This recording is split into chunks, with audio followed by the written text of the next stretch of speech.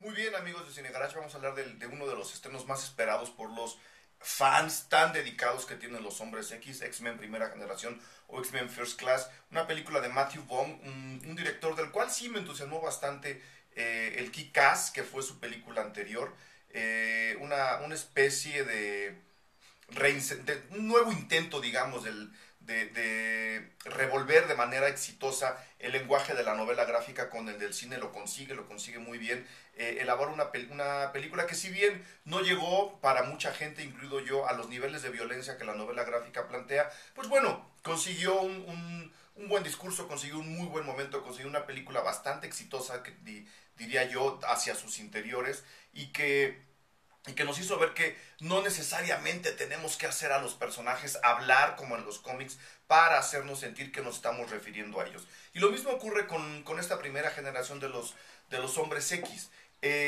Incluye varios ingredientes en la película que otras personas, muchos directores, yo creo que hubieran tenido incluso el temor de agregar a una franquicia que ya se antojaba terminada, ya estaba en franca decadencia y que por otro lado se había guardado a sí misma en una especie de nicho en donde nadie los podía tocar, en donde ya nadie se podía acercar a ellos, donde las cosas estaban demasiado rígidas. Bond dice, no señores, hay que refrescar el asunto. Si vamos a volver a contar la historia de los Hombres X desde sus inicios, pues bueno, hay que referirnos a ellos y ellos mismos se tienen que referir a sí mismos como adolescentes, que es lo que la mayor parte de los mutantes que nos están planteando ahora son, como gente mucho más joven, en una época también bastante más ingenua, una época de la historia mundial bastante más ingenua. Entonces lo que hicieron fue, digamos, quitarle todos estos esteroides y esta rigidez que ya tenían los personajes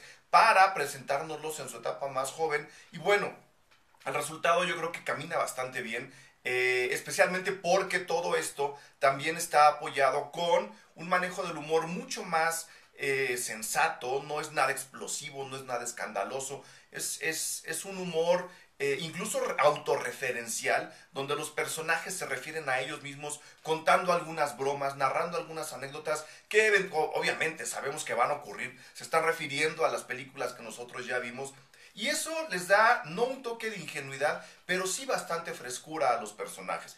Por el otro lado, el mismo Bond ya había dicho que él se había inspirado mucho en las primeras películas de James Bond para meterle también un poco de esa acción, un poco de ese estilo a su película. Lo dijimos aquí en Cine Garage, salió publicada la noticia. También se nota de manera muy evidente lo que quiso hacer. Y bueno, eso le da una dinámica distinta a las películas. No es que necesariamente estemos viendo una película de espías, pero bueno, algunas de las secuencias de acción y algunas de las subtramas que están contando en la película caminan de esa manera y por supuesto el refresco de estilo es evidente. Las películas anteriores de los Hombres X ya estaban como muy planteadas entre la batalla de unos frente a los otros, tenemos que chocar, tenemos que ser compañeros, tenemos que ser leales. Era ya bastante infantil el asunto. Aquí no, aquí hay un juego de espionaje. Obviamente estamos ubicados en la etapa de la Guerra Fría. Hay muchas referencias a los misiles de Cuba. Desde el punto de vista del cómic, por supuesto. No hay ningún tipo de exactitud histórica en el asunto. Pero bueno, eso inyecta un poco de este espíritu de acción física del James Bond y de acción de espionaje del James Bond a dos personajes que son los que realmente se convierten en el eje de la película, que son Magneto y Charles Xavier, perdón, porque se pone la gente muy celosa con el asunto. Son estos dos personajes realmente en los que obviamente está centrada la historia, pero alrededor de los cuales todas las subtramas, todas las referencias, todo lo que los otros personajes mutantes y no hacen están centrados. Ellos dos son el peso de la historia. Era un poco obvio, digamos, este relanzamiento, esta precuela estaba pensada para contar los orígenes de Magneto.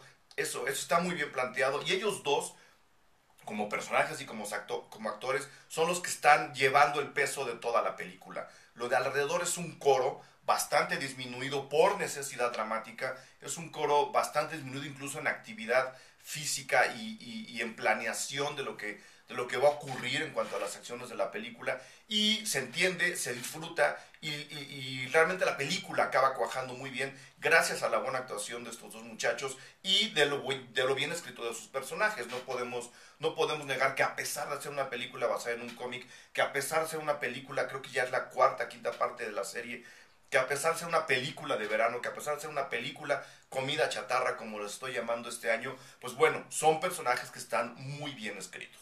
La película es entretenida, la película es bastante divertida, es muy autorreferencial. La gente que domine los datos de los Hombres X se la va a pasar bomba.